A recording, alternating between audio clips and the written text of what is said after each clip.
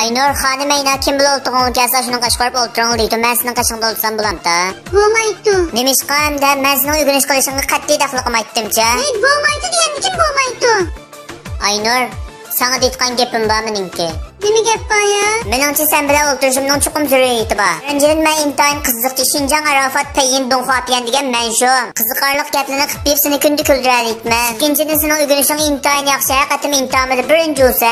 Böyle oturmadan muvaffakiyet duyguğundan beherlenişip birden.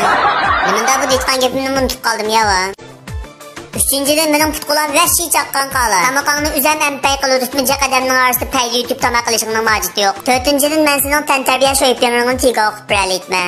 Beşinciden sen bilen bek bir coz olduğum var. Bakka girdim güller üzdüm Oğuzun intiham kayağızlarını kötürenmeyi kaldım da kudullam desem olamam da neredeki baka getirince kıskına ayarıp var.